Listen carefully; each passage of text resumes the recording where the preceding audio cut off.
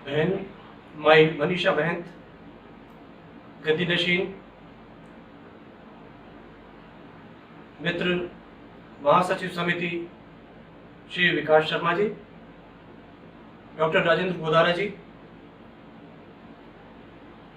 Doctor Naresh Sihag जी एवं आयोजन समिति के अन्य सदस्यगण, टाटिया विश्वविद्यालय श्री गंगानगर, किंडर अधिकार ट्रस्ट एवं विलक्षणा संस्था की ओर से ये एक संयुक्त प्रयास है जिसमें हम एक दिवसीय अंतर्राष्ट्रीय वेबिनार किन्नर विमर्श पर प्रस्तुत कर रहे हैं।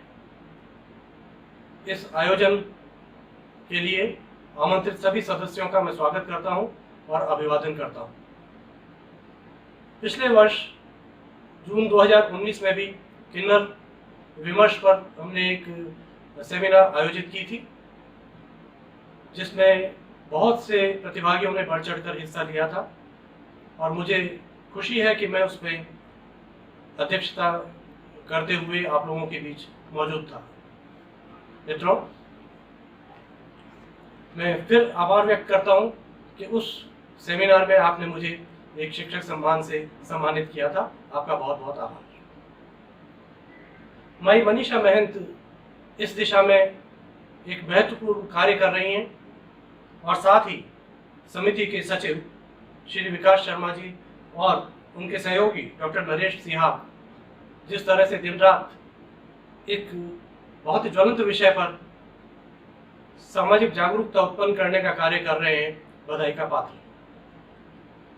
किन्नर विमर्श इतिहास, समाज, साहित्य के संदर्भ में ये एक ऐसा विषय है जिस पर अंतर्राष्ट्रीय स्तर पर बहुत सी चर्चाएं होती रही हैं, किंतु दुख इस बात का है कि जैसे परिणाम मिलने चाहिए थे वैसे परिणाम हमें नहीं मिल रहे। आज भी किन्नर समाज को हम एक उपेक्षित समाज के रूप में देखते हैं। समाज में उनकी वह सहभागिता नहीं हो पाती जितनी होनी चाहिए। आज आधुनिक समय में एक नई टर्म काम में ली जाती है, LGBT, यानी lesbian, gauge, bisexual and transgender. LGBT को अंतर्राष्ट्रीय स्तर पर स्वीकार किया गया है और इसे वैज्ञानिक रूप से परिभाषित करने की कोशिश की है। मैं मित्रों एक विज्ञान का विद्यार्थी हूँ, इस नाते बहुत सी ऐसी बातों को आपके सामने रखना चाहूँगा जिसे हम प्राय नहीं जानते हैं या जिनके बारे में हम गलत सूचनाएं रखते हैं। एक ट्रांसजेंडर किस कारण से है, इसको लेकर के बहुत सी भ्रांतियां हैं। इवन कि विज्ञान के विद्यार्थी गण भी इसके बारे में स्पष्ट जानकारी नहीं रखते। इसका आधार आनुवंशिक हो सकता है, आधार शारीरिक संरचना हो सकती है, आधार हमारे जो हार्मोन्स होते हैं जो मेल फीमेल बिहेवियर को निर्धारित करते हैं वो हो सकते हैं, या कभी कभी अप्राकृतिक हो सकते हैं, यानी मनुष्य द्वारा जनित। एक टर्म है लेस्बियंस, जिसमें कोई भी स्त्री की तरफ ही आकर्षित होती है, पुरुष की ओर आकर्षित नहीं होती। इसी तरह से इसके विपरीत गेज ऐसे पुरुष हैं जो पुरुषों की ओर ही आकर्षित होते हैं, स्त्रियों की ओर नहीं।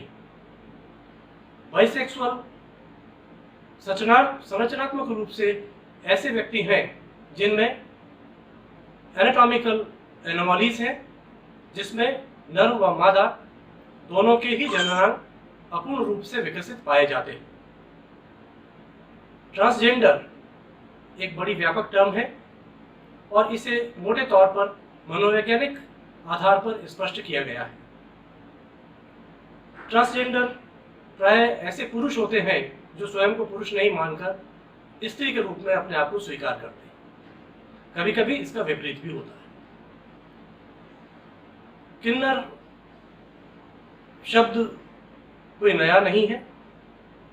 इतिहास में भी, पौराणिक कथाओं में भी हम कई जगह पाते हैं कि किन्नर शब्द का उपयोग अलग अलग रूप से किया गया है। किन्नर, जिसको हम स्त्री और पुरुष का मिला हुआ रूप मानते हैं, आप जानते हैं शिखंडी, आप जानते हैं कि शिव शंकर जो भगवान थे उन्होंने भी अर्धनारीश्वर रूप लिया। और ऐसे बहुत से तथ्य हमें विभिन्न पौराणिक कथाओं में और दूसरे धर्मों के ग्रंथों में देखने को मिलते हैं। जहाँ बहुविवाह प्रथा थी, एकाधिक पत्नियां हुआ करती थी, वहां पर हरम के चौकीदार भी किन्नर लगाए जाते थे। तो किन्नर समाज का एक बहुत बड़ा रोल रहा हमारे समाज में, लेकिन दुख की बात है कि किन्नर समाज हमेशा उपेक्षित रहा। यदि विज्ञान की दृष्टि से हम समझें तो मोटे तौर पर हम एक बात जानते हैं कि किन्नर अपनी संतति नहीं छोड़ पाते, यानी कि वो अपने जन्मपूल में अपनी जीन्स नहीं दे पाते और उनकी जीन्स उनके साथ ही समाप्त हो जाती। लेकिन जब हम जीन पूल की बात करते हैं तो ऐसे बहुत से केस हमें देखने को मिलते हैं जहां पर स्त्री या पुरुष सामान्य होते हुए भी संतति उत्पन्न करने के योग्य नहीं होते। तो अगर हम अपनी संतति नहीं छोड़ पाते तो ये कोई बहुत दुखद या चिंता का विषय नहीं है। तो जीन पूल में जीन नहीं छोड़ पाना कोई बहुत चिंता का विषय नहीं होना चाहिए, एक बात। दूसरी बात, हमारा समाज मोटे तौर पर दो जेंडर्स को ही पहचानता रहा है, पुरुष और स्त्री। मित्रों, स्त्री आदिकाल से द्वयम दर्जे पर देखी गई है, उसे पहला दर्जा नहीं दिया गया।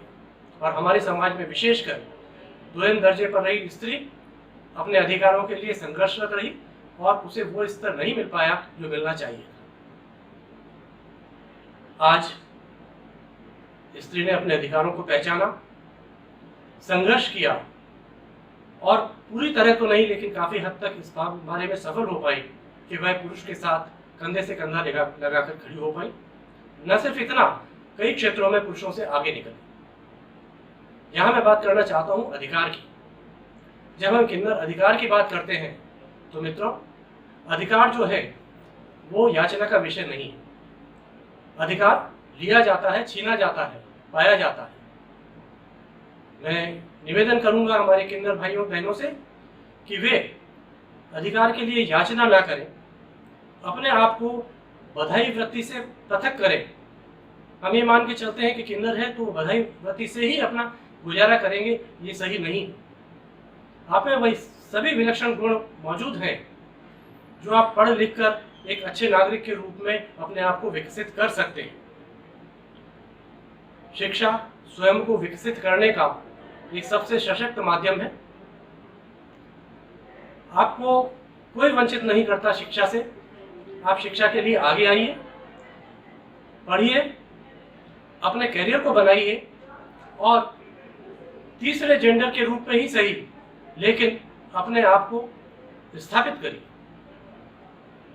मित्रों, यहां समाज के सपोर्ट की जरूरत होती है। हम प्राय अपने तक सीमित रहते हैं और ये भूल जाते हैं कि हमारे सामाजिक दायित्व भी कुछ है। इस थर्ड जेंडर को, जिसे हम किन्नर समाज कह रहे हैं, समाज से जोड़ें। जब हम समावेशी शिक्षा या इंक्लूसिव एजुकेशन की बात करते हैं तो हमारा दायित्व और बढ़ जाता है। मैं क्योंकि शिक्षा के क्षेत्र से जुड़ा हूं, इसलिए आप सबसे प्रार्थना करता हूं कि हमारे किन्नर भाई बहनों को आगे आने दीजिए, उन्हें अवसर प्रदान करिए और उनकी योग्यताओं का सही तरीके से उपयोग होने दीजिए। मैं यहाँ उल्लेखित करना चाहूँगा कि संभवतः टाटिया विश्वविद्यालय, जो इस आयोजन की एक आयोजक भी हैं,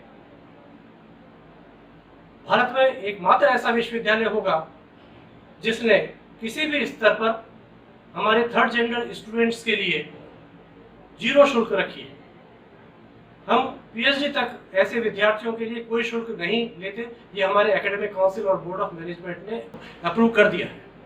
तो मेरा निवेदन है कि ऐसे सभी किन्नर छात्र छात्राएं जो उच्च शिक्षा प्राप्त करना चाहते हैं, इस विश्वविद्यालय में उनका स्वागत है और हम किसी भी तरह की शुल्क उनसे नहीं लेंगे। मैं इस कार्यक्रम के सफल आयोजन के लिए आप सबको बहुत बहुत बधाई देता हूं और विश्वास करता हूं कि ऐसे ही कार्यक्रम आप आगे भी संचालित रखेंगे, लोगों में एक सामाजिक भावना को विकसित करने में सहायक होंगे और जो समाज है हमारा, इस उपेक्षित समाज को इंक्लूसिव समाज के रूप में हमारे समाज का भाग बनाते हुए स्वीकार करेंगे। धन्यवाद।